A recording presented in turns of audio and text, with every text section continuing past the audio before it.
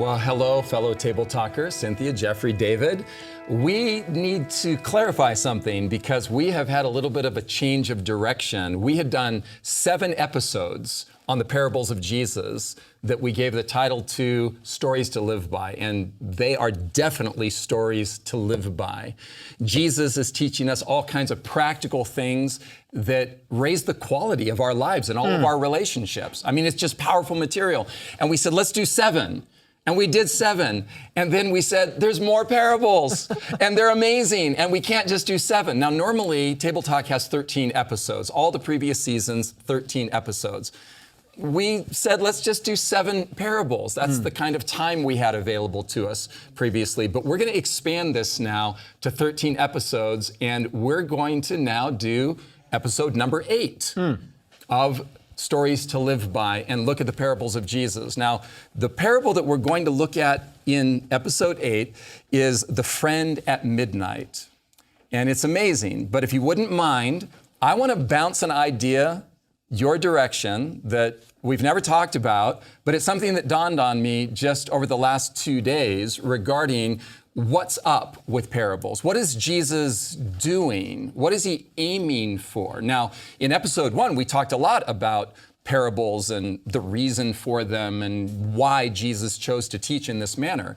But you guys, look at John chapter 16. Before we get into the parable we're going to look at, I want you to just tell me if you see light in this. This is Table Talk after all, and if you want to critique this and you see no light in it and you want to shout heresy at me, that's fine. But check this out, you guys. In chapter 16 of the Gospel of John, verses 25 through 27, Jesus is speaking to his disciples and he says, "These things I have spoken to you in figurative language." Okay, parables, metaphors, all kinds of different similes and symbols.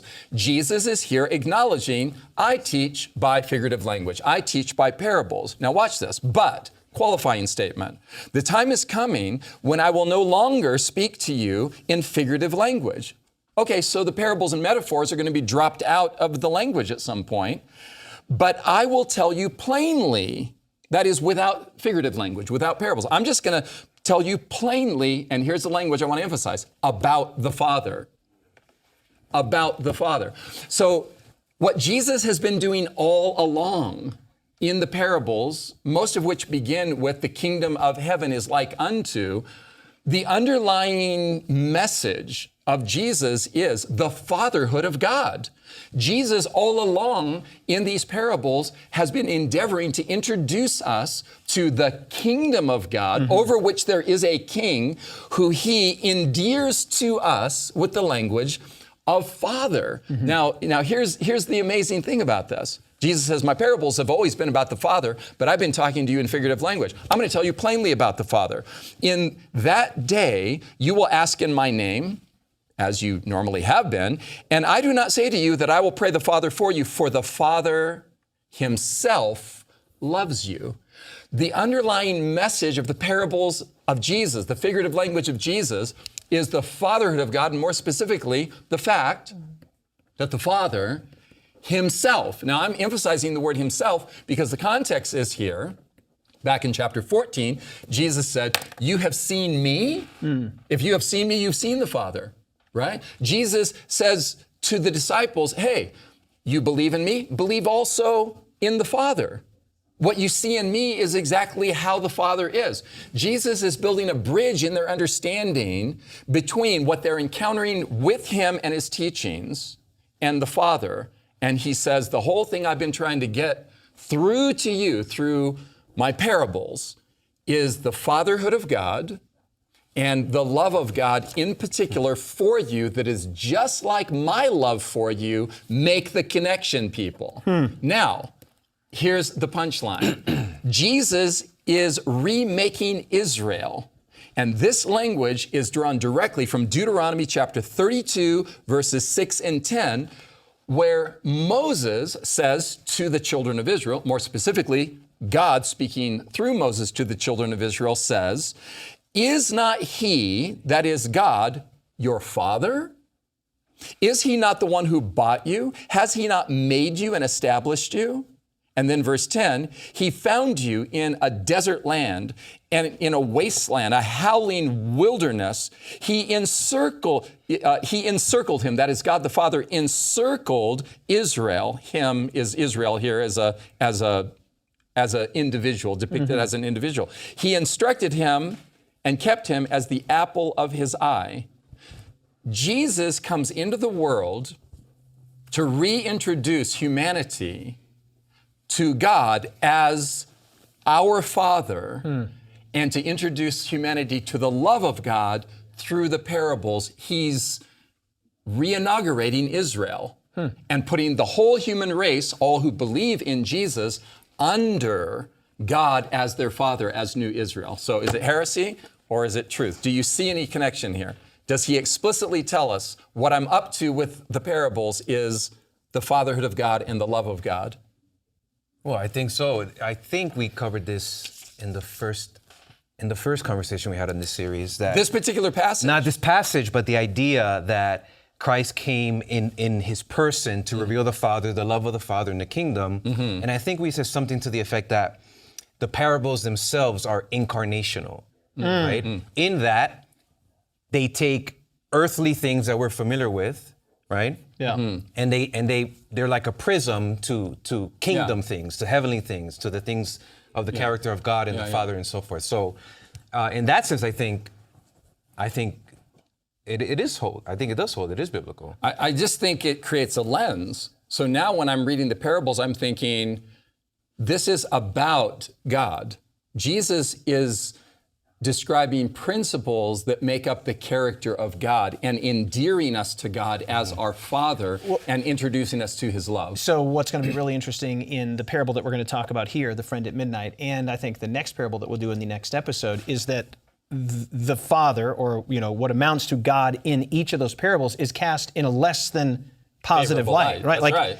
So it's going to be interesting to talk about how Jesus sometimes tells parables of what we might call consonants, right, where the point is the similarity. Comparison. And then other times of contrast. That's right. So the thing that jumped out at me there is when you said, to endear us to God. Well, dare I say that, for example, the parable that we'll look at today doesn't paint, at least on the surface, a particularly endearing picture of the Father. Unless you understand the point that you just made, Right. and that is sometimes Jesus is teaching by contrast rather than Right. by comparison. And that makes sense as a teaching tool, right? We don't only need to see what God is like, but it's helpful to get examples of what God is not like. Yeah. Right? So I think that's the contrast point. Exactly. I think sometimes he's also helping people create distance, emotional distance from a subject that could be a little bit sensitive to hear.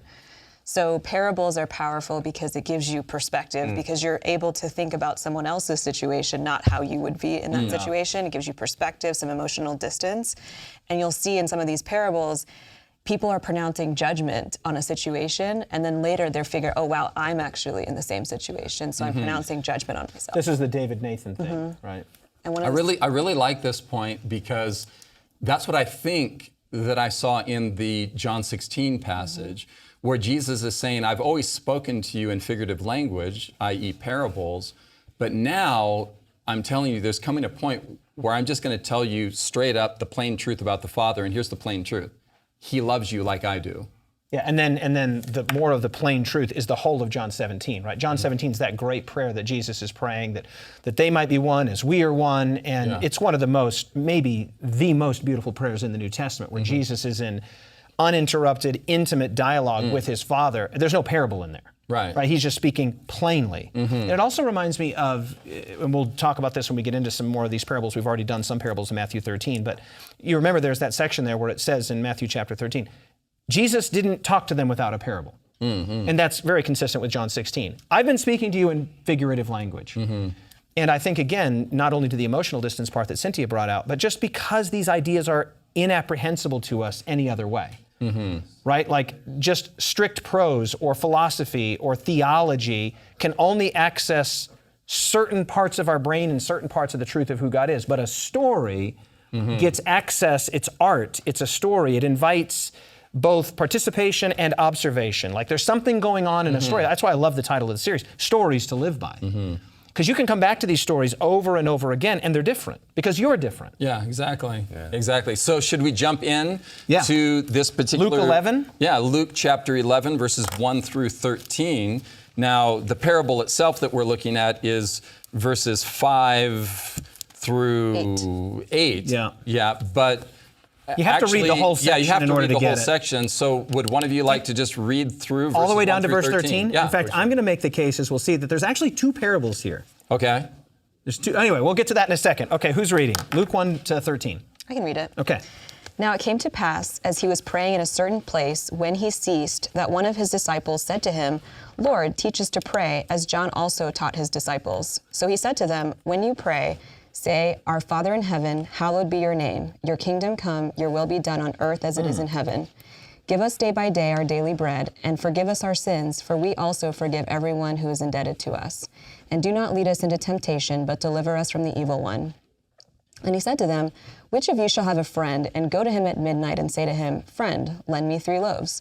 For a friend of mine has come to me on his journey, and I have nothing to set before him. And he will answer from within and say, Do not trouble me, the door is now shut, and my children are with me in bed. I cannot rise and give to you. I say to you, though he will not rise and give to him because he is his friend, yet because of his persistence he will rise and give him as many as he needs.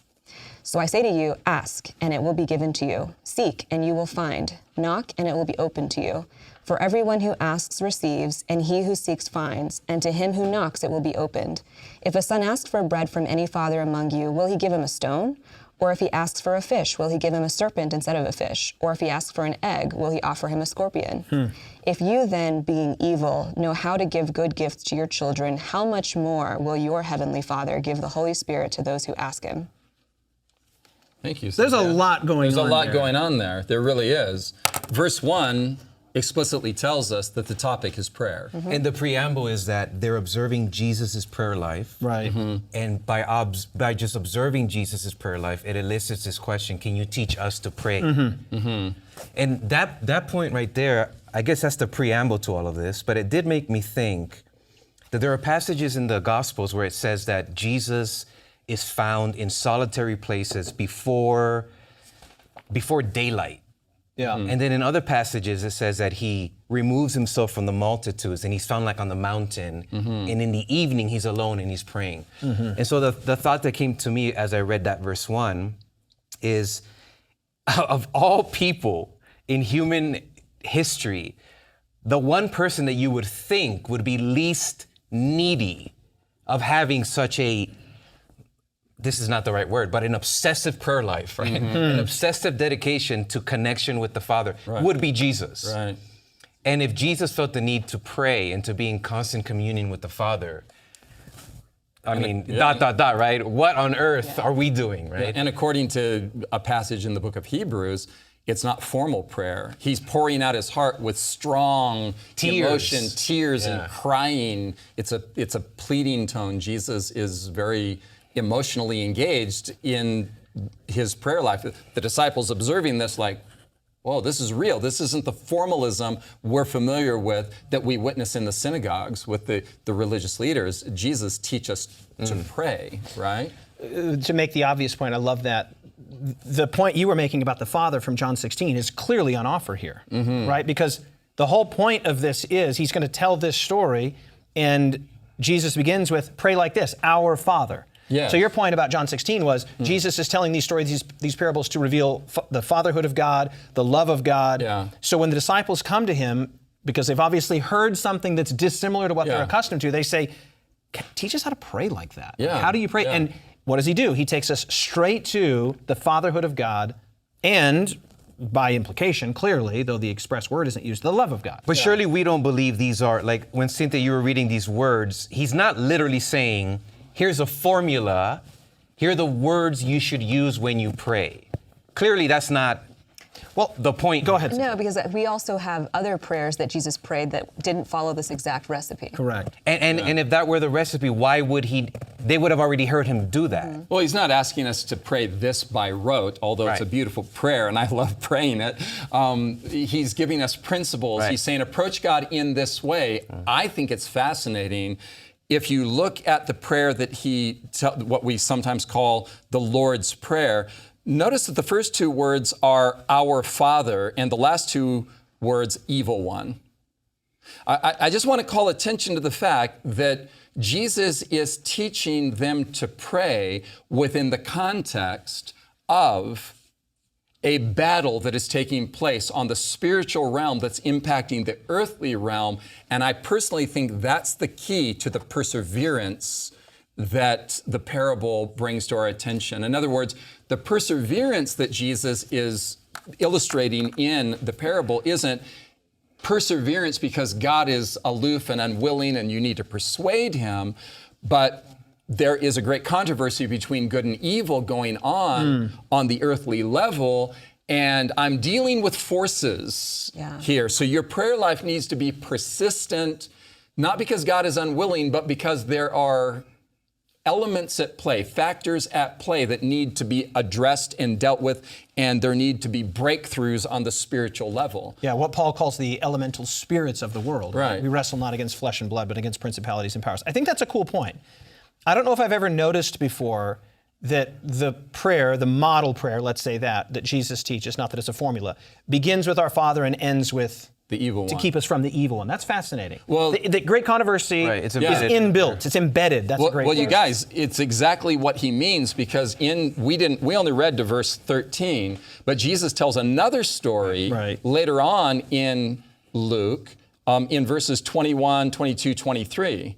Yeah. Did you notice that? Totally. Where Jesus depicts Satan as a strong man, correct, and himself as the stronger than he, that has come to thwart the devil and to take back the kingdom and planet Earth for humans, right? Yeah, it's unmistakable that, and Jeffrey's word is a great word there, that for Jesus as well as for Paul, and basically for all the biblical writers, the idea that there is a spiritual conflict between good and evil, what we sometimes call colloquially the great controversy or the conflict motif, it's embedded in their, it's assumed. Yeah.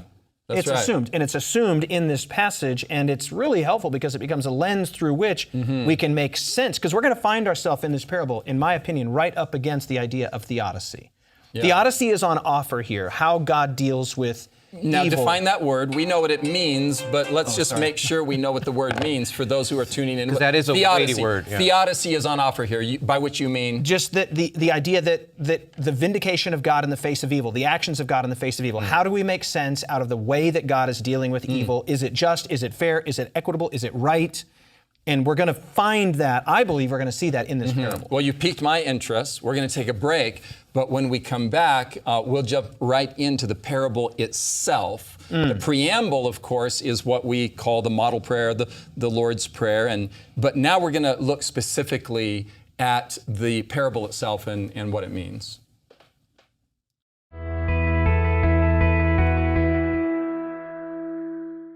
The Bible is a big book. It's composed of 66 smaller books written by more than 40 different authors.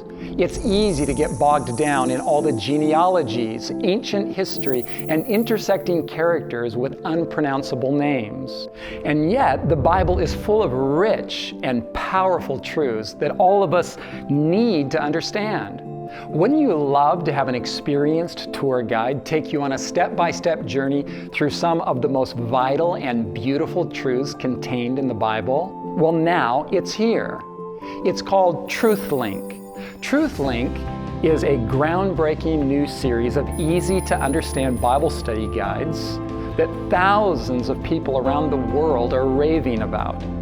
Why all the excitement? Because TruthLink systematically unfolds 27 life-transforming biblical topics, but not as a list of dry theological facts.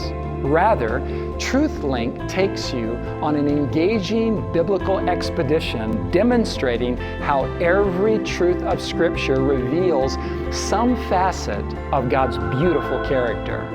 TruthLink isn't just information. It's a spiritual journey that will radically impact your life.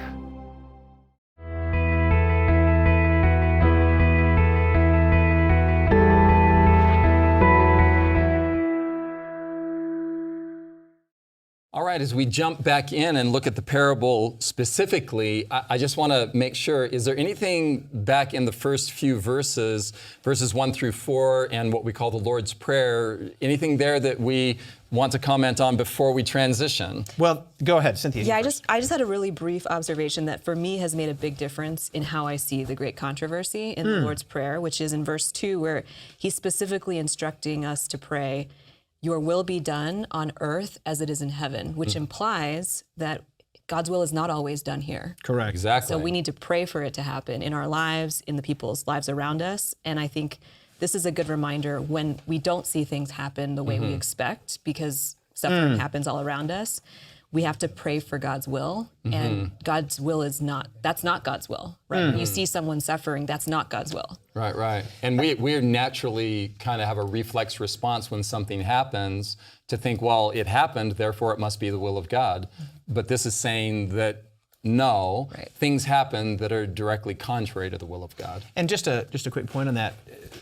People have this idea, and we don't have to go deep into this, but I want to just make this observation, that God can do whatever he wants. He gets everything he wants.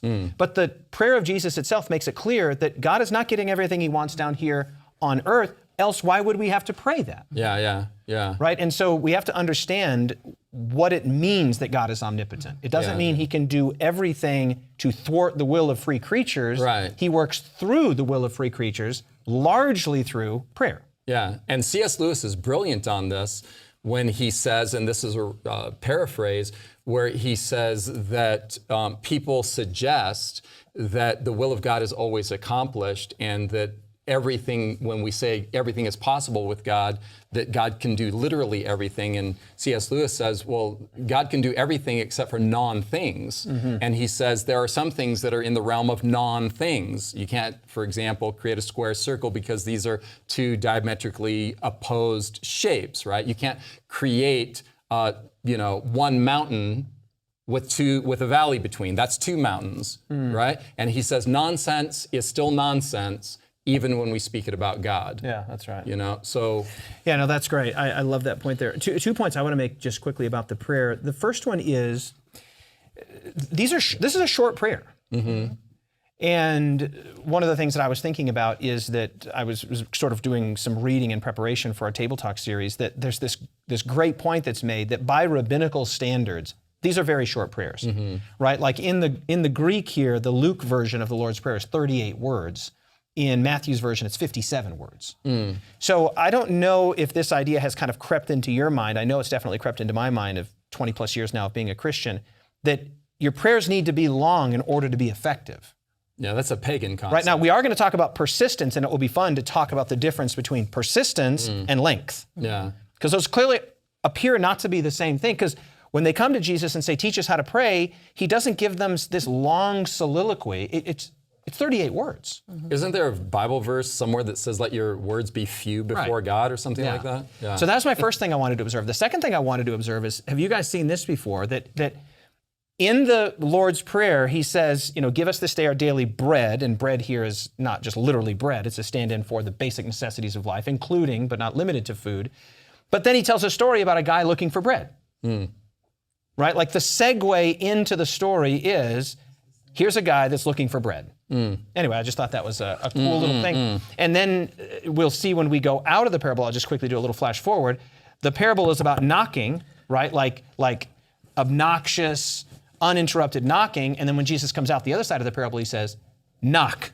Yeah. Right? So he goes in with the bread and he goes out with the knock. Yeah. It's a whole unit. The passage is a complete unit. And I think as we move to the actual parable, there's 13 verses in this unit. And the words you use when you pray consist of 3 of the 13 verses. Right. Translation, in Jesus' mind, the least important thing is you choosing the right fancy words in your prayer.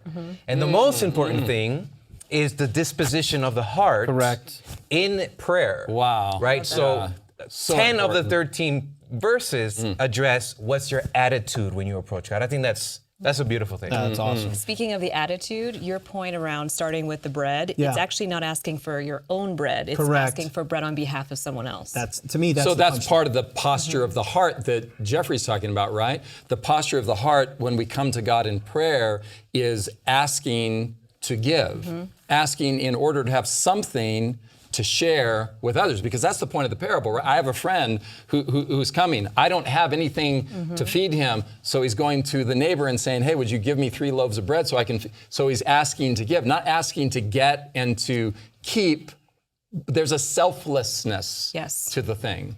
And I think it's important to start thinking about what you had mentioned earlier, that parables are not always saying God is like this. In this case, because of the phrase in verse 13, how much more will your Father do these things? It's comparing if someone who is really annoying knocks at your door and you're going to finally talk to them even though it's 3 a.m, and if you being evil are going to give good gifts to your children, how much more if these types of people will give you things? Correct. How much more would a God who's generous and loving and compassionate and willing, why wouldn't God do all these things? Yeah. So this is what the language I use is, this is a parable of contrast, not of consonants. Right. Right. This isn't what God is like, it's what he's not like. Right. Would you guys mind if I just quickly read the parable again? Just read it, just to sort of have it. Just Please 5 do. through 8. Just 5 just 5 through 8. Yeah. Yeah. So Jesus said to them, suppose you have a friend and you go to him at midnight and say, friend, lend me 3 loaves of bread. A friend of mine on a journey has come to me and I have no food to offer him. And suppose the one inside answers, don't bother me. The door is already locked and my children and I are in bed. I can't get up and give you anything. I tell you, even though he will not get up and give you the bread because of friendship, great friend, right? Yet because of your shameless audacity, Is that what it says? What version is that? New International Version. I'm going Okay. to come back to that in a second. He will surely get up and give you as much as you need. Okay, so we'll get to the shameless audacity point here in a second. But I love that it's not just a neighbor. It's not a stranger. It's a that friend. like, hey, It's I a really friend. need help. It's an actual Well, friend. familiarity breeds contempt. Like, I just imagine me in bed, and then one of you guys try to text me, hey, Jeffrey, I need a favor. And I'm like, yeah, airplane mode. We'll talk tomorrow, right? So I love the fact So that it's you're a like friend. this neighbor. yeah, if Jesus was 100%. telling this parable today, he would say, suppose someone sent you a text and you ignored it, or you ghosted them, or you put it on airplane mode, right? That would be Yeah. the modern example. No, I think the idea here, and this is the point that Cynthia made earlier, both I think you and Ty made, the key point here, one of the key points here is that the person is not coming on his own behalf. Yeah. Someone has come to him unexpectedly. He was caught out. He didn't have, if he had known that this guest was coming, he would have, let's just use the illustration here. His house would have been full of food. He would have been ready to receive a guest, but he got caught out. So what is he doing? He goes to his friend that thinks, hey, I need some help. And I just love the idea that he's looking primarily to benefit another. And what's the takeaway here? Well, there's a lot of takeaways here, but the takeaway in terms of this parable, this sequence of events is we should be praying on behalf of others. Yeah. Right? We're not primarily praying to get, but to give. Is that too much to say? No, I think that's. I don't think that's what's too going much, on. but I do wonder, that's kind of hard. I mean, Why? well, does that mean that it's inappropriate to pray for me? Full stop?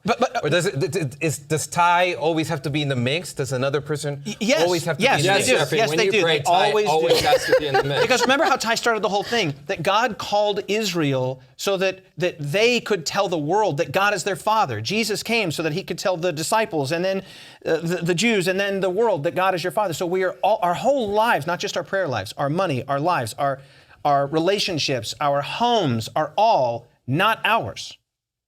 Yeah. Correct, but that doesn't necessitate the social dynamic here. That could just mean all the blessings I receive ultimately belong to God. We're still dealing with and Jeffrey belong and God. For social There's purposes. no- And there's belong no to other your person neighbor, involved. Jeffrey. Right. So Dave's a communist. No, I'm not. I'm an Acts 2, 3, 4 person. They had all things in common. So I'm posing the question because I think the story naturally kind of pokes me in that way. I do believe that. That's because you're selfish. I was just going to say, he's looking for biblical justification to be selfish, and it doesn't exist. But on that point, let me make another point, which I think is powerful. Let's move off of this one. No, actually, it's to emphasize this point. Okay, go ahead. I do believe that the point is asking to give, but here's, I think, what's most powerful. Okay. Is the last phrase in verse 8. This friend will be so annoyed that he will rise and give, and then it says, as many as he needs, right? And so what do you think about this idea? What is the measure for how much you need in life, how much you need in life, and how much you need in life, right? The point of the parable God is knows. you receive as much as you need, right? God knows, but here's my point. I think this is a powerful punchline.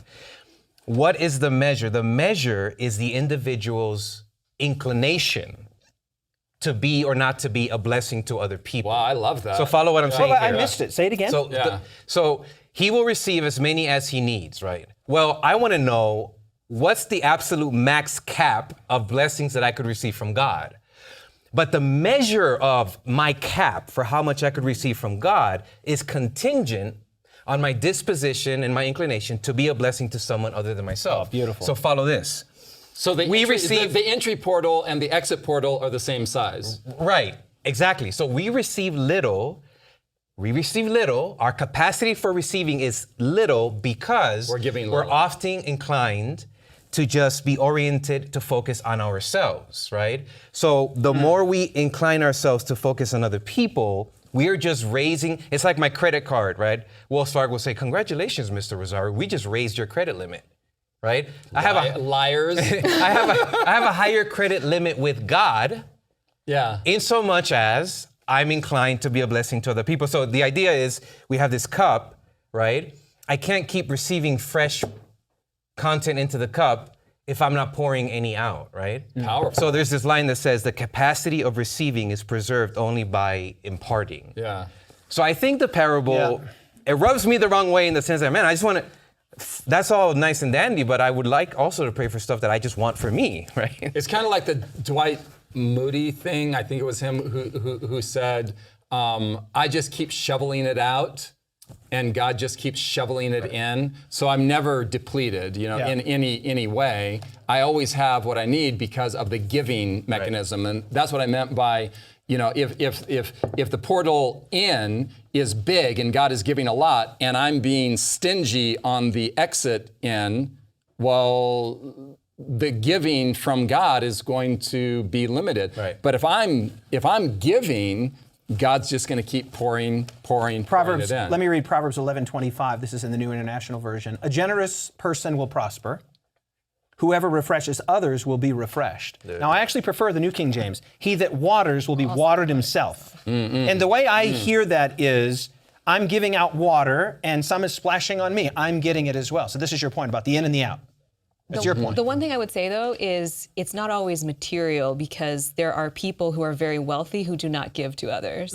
But when the verse says, he who waters will also be watered himself, there's a lot of interesting research around how generosity is good for your mental health. Correct. It really so it's is, not isn't just it? like, Yeah, I'm yeah. going to give money, Well, I'm even going to in get this, money. Cynthia, don't you think even in this parable, it's not just talking about literal bread?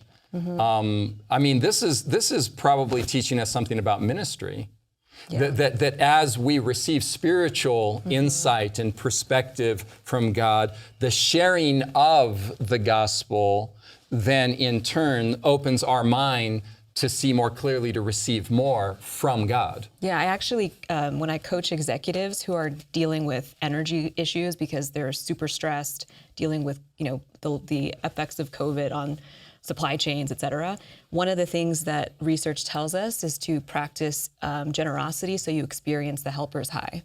So we were helper's high. We were designed to practice generosity. Correct. It's more blessed to give than to receive. Absolutely. So I love that you're pointing this out. Is the reason why God is telling us to do this, to pray on behalf of others, is because we were designed for it. And if we do that, we're actually going to be happier as a result. That is awesome. Selfishness hurts us. Yes. Correct. And something changes in the human psyche, something changes in us, right? Because we were saying, how do I increase my credit cap with God in prayer?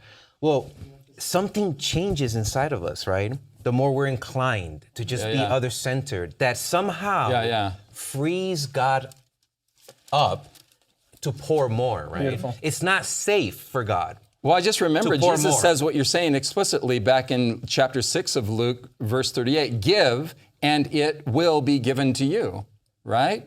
Give, and it will be given to you. Yeah, the geographical illustration of this is the Sea of Galilee and the Dead Sea, right? The Sea of Galilee has both an inlet and an outlet, and it's full of life.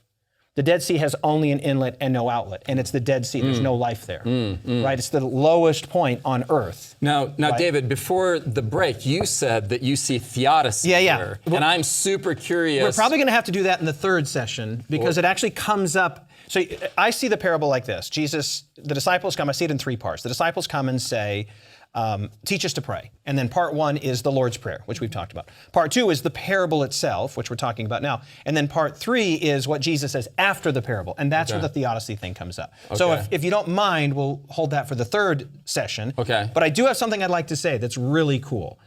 So in verse 8, my translation, you all sort of perked up when I read my translation here. Not because of friendship, yet because of the shameless audacity, he will surely get up and give you as much as you need. What is the New King James? Persistence. Perseverance. Okay, so listen to this.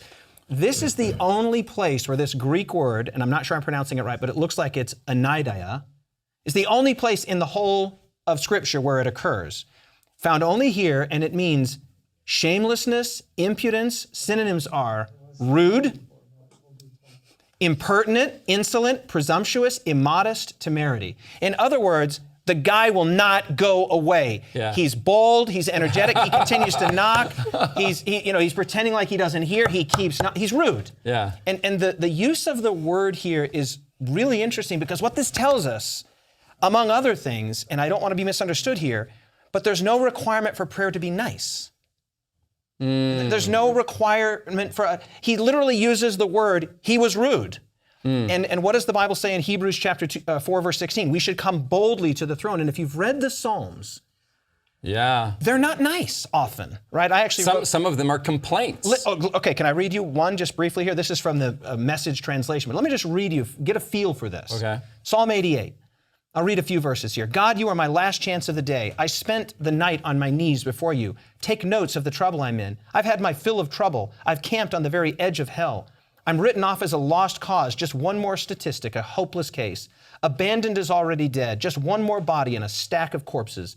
You've dropped me into a bottomless pit, sunk me in a pitch black abyss. I'm battered senseless by your rage, relentlessly pounded by your waves of anger. I'm caught in a maze and I can't find my way out, blinded by tears of pain and frustration. I call to you, God, all day I call. I wring my hands, I plead for help. I stand my ground, God, shouting for help. At my prayers every morning, on my knees, each daybreak. Why, God, do you turn a deaf ear? Why do you make yourself scarce? For as long as I remember, I've been hurting.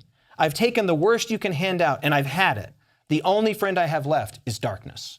Wow, that sounds like the banging on the door of the... That's not nice.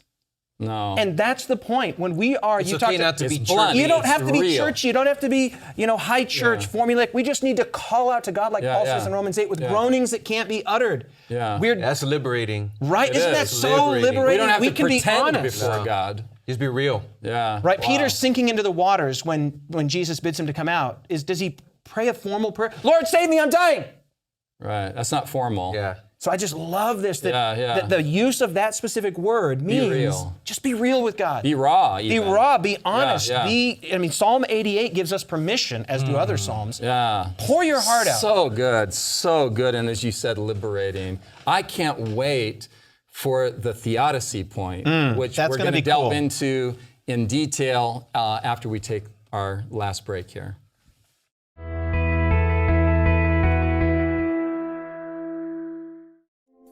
Truth is not merely a list of theological facts, but rather the revelation of God's beautiful love in Jesus Christ.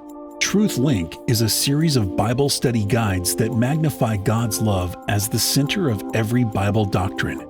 To receive your free copy of Lesson 1, email info@lightbearers.org, call 877-585-1111, or write to Light Bearers, P.O. Box 690, Collegedale, Tennessee 37315. Once again, to receive your free copy of Truth Link Lesson 1, email info@lightbearers.org. Call 877-585-1111 or write to Light Bearers, P.O. Box 690, Collegedale, Tennessee 37315. While supplies last.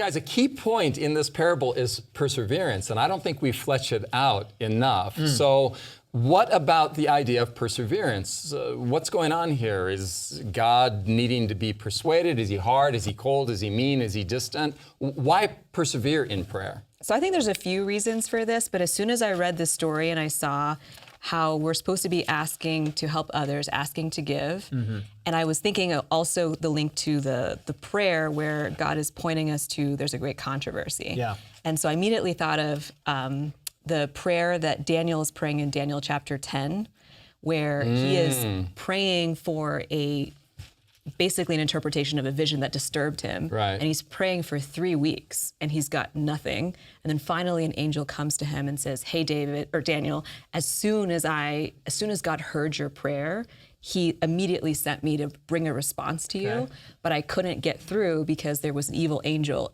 essentially blocking me from bringing you the answer. Yeah. And so this points to the great controversy, and what it means for me personally is there's a lot of people in my life that don't know God and don't really have any interest in knowing God. And so I think one of the things I really pray for consistently, persistently, is for God to intervene in their lives, to convict them, to put spiritual seeds. And this actually played out relatively recently because I have 2 older brothers and been praying for both of them for about 10 years because they haven't been believers in God for a long time now.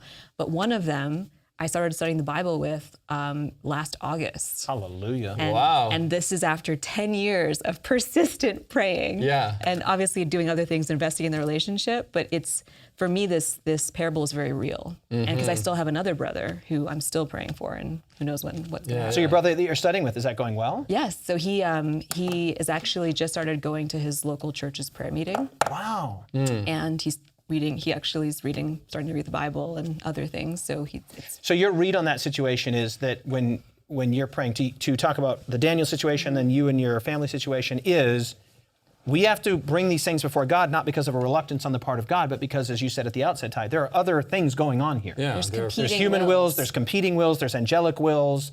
The whole thing is steeped in the great controversy. The whole of this story is embedded, to use your word, in this notion of a conflict. And Jesus teaches that by virtue of his sacrifice on the cross, that a victory was gained over the powers of darkness, and all authority was given to him in heaven and earth, right? And then on the premise of that authority, he delegates that authority to us.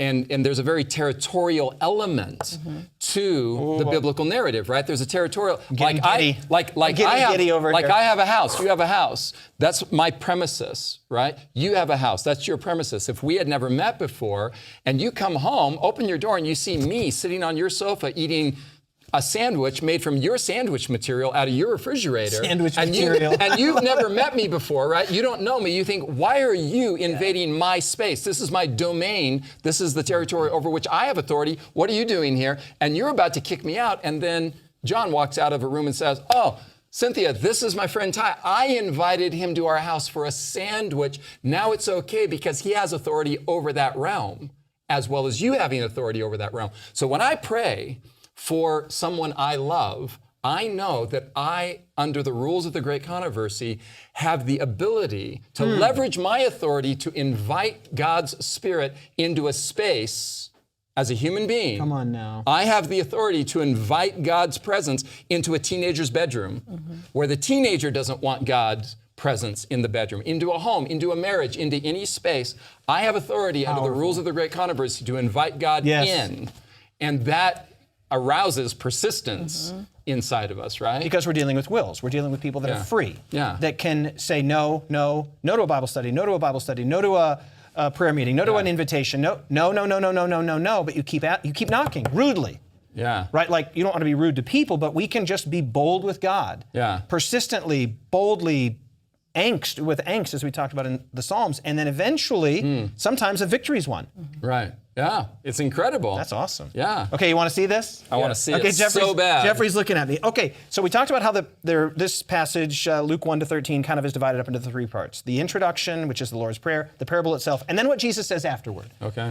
So check this out. Verse 9, so I say to you, which, by the way, that phrase occurs like 35 times in Luke. And it is a clear little indicator. It's a marker of Jesus' authority. I say to you. Okay. I just told you, I taught you how to pray. I told you a story. Now I'm going to tell you something. Okay. Right? It's a statement of absolute pedagogical authority. God is teaching. Now watch this. Ask and it will be given to you. Seek and you will find. Knock and the door will be open. You might remember my earlier point about we go in on the bread, we go out on the knock. Because this guy's just persistently knocking. Hey, I got a friend. He's come to my house. I need help. Get up. Well, even if you won't get up because you like me as a friend, get out of bed. I need your help. Okay, finally gets up. And that's Jesus' point. Ask, seek, knock. For everyone who asks receives, the one who seeks finds, and the one who knocks, and to the one who knocks, the door will be open. Now look at this, verse 11. Which of you, what?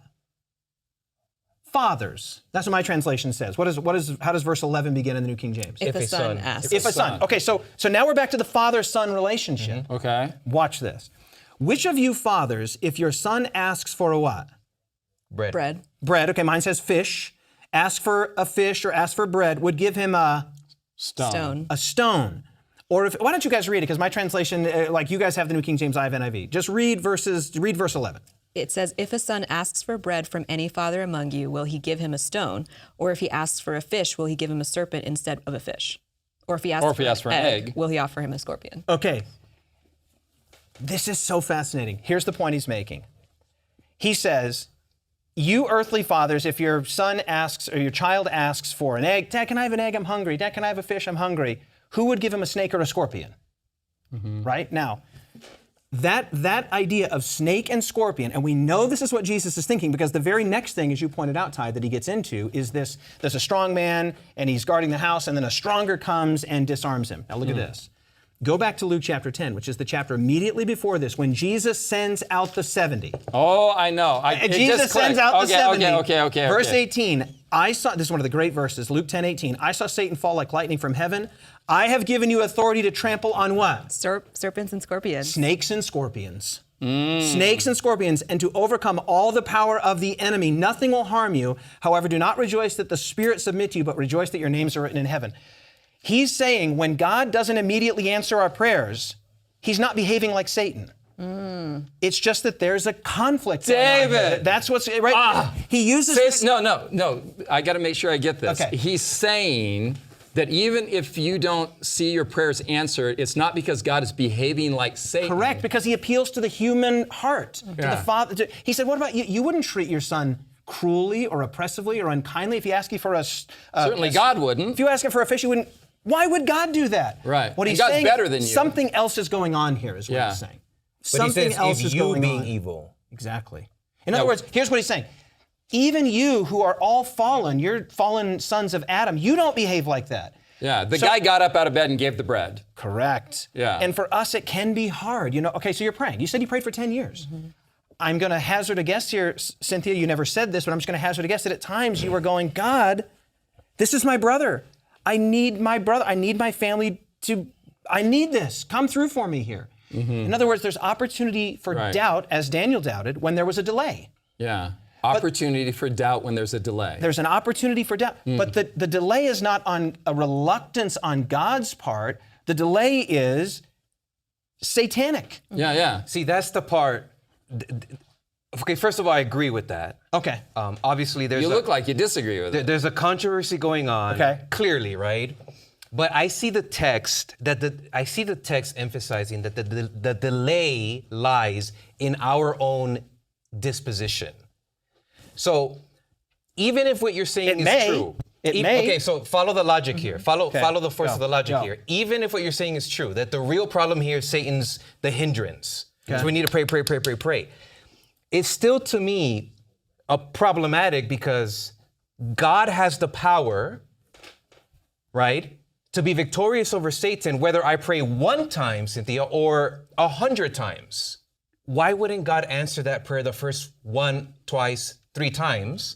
God already wants victory over Satan. Of course. Why persistence? And even other texts like Matthew 6, verse 8. The Father knows exactly what you need before you even ask. Of course. So I see another dimension here. Not to take away from the dimension of the great controversy, but I see it more powerfully. It's a commentary on our own disposition. We, in my view, are the primary hindrance in this whole scenario. So We're the hindrance. Man, Meaning perseverance. Okay, just lay it out this way, and you'll agree with me instantly. Does my perseverance change God's desire to answer my prayer? No. The answer is no, right? It doesn't change God's desire. In fact, I'll even go so much to say, it doesn't change anything on God's end. That's not true. That's not true. Okay. That's not true. Okay, maybe I'll walk back anything. It doesn't change God's desire, Correct. God's inclination to answer my prayer. Agree with both of those. Okay?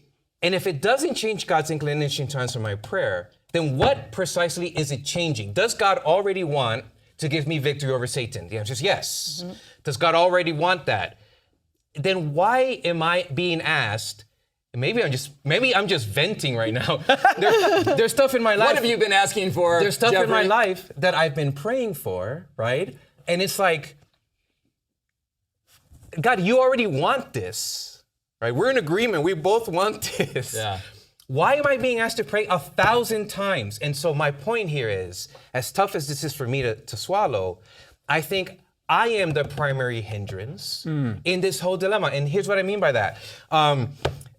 I need to persevere for me, right? And So the perseverance shapes you in the direction of God's heart and mind and will? It shapes me, correct. It shapes me in the direction where it now becomes safe and appropriate for God to answer the prayer I'm bringing before. I would agree with all that by removing the word primary. I don't think primary is the right word. That's not the primary thing taking place, but I think that is a factor. For example, I can say to my wife, I love you.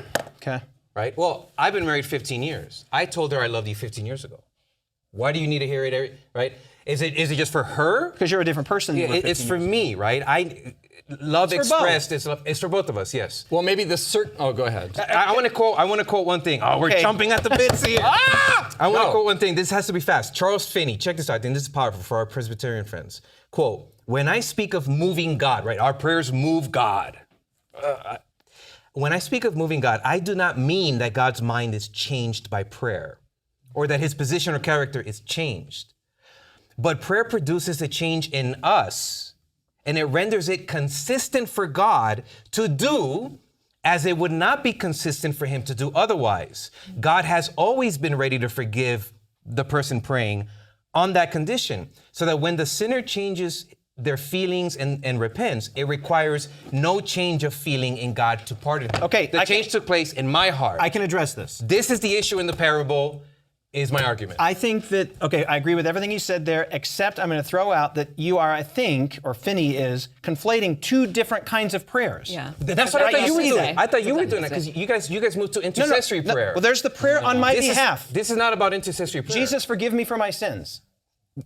That doesn't change anything in God. I want that. God wants that. That happens like that. I don't have to keep asking and asking and asking for that thing I did last Thursday. But you moved to But that's a different prayer. thing when I was Cynthia's praying for her describing, brother. I was Correct. describing asking to give to someone else. Got it. So the circumstances in Cynthia's life might be such that God saw that it's strategic to answer the prayer now for her brother because she is now in a situation where she can study the Bible with him and is in a frame of mind that would be helpful. But I'm not Whereas even if you sure go back 10 years, but it could maybe be a God lot is of saying, things. hey, there needs to be some development. But it could be on his part too, right? That's my point. On your other brother's things. part. Yeah, That's there's right. a lot of things. Yeah. I have no idea if it was like me, if it was my brother. Like there could be You a lot don't of know, different but things. God knows what the circumstances are. Right. And the guy here is praying for a blessing he needs to impart. Yeah. We can say with absolute certainty, and all of us agree with this, that God is fundamentally good and only wants what is absolutely best in every circumstance and pulls it off as fast as possible given the circumstances on the table, all the factors, counterfactors that are involved. Yes or no? Yes, but as my good friend Ty Gibson has said, and I have a magnet on my refrigerator to this effect, prayer is an act of war. Yes. Something happens with prayer, and we're going to actually talk about this in our next parable. We're actually going to come back to this very point about persistence in prayer. I think we are, at least. We're going to have to because we only have 10 seconds left. Well, so in our next parable, aren't we going to talk about the persistent widow? Yeah. Yes. So we're going to be yes. back at this point of persistence, Yeah. which I'm looking forward to it. Yeah, it's going to be a fun discussion, and we're looking forward to continuing to study the Bible with people out there who want to get into the Word. Thank you so much for watching Table Talk. I hope that this episode has been a blessing to you. Listen, I'd like to take a moment to express our heartfelt appreciation for the fact that you share our passion for taking the gospel to the world as fast as possible to as many people as possible. Your financial support and your prayers are vital to this ministry. In fact, indispensable. So we're grateful and we want you to know that. If you're interested in partnering with us to create more episodes like this one, please visit our website at lightbearers.org. And once again, thank you for joining us and your ongoing support.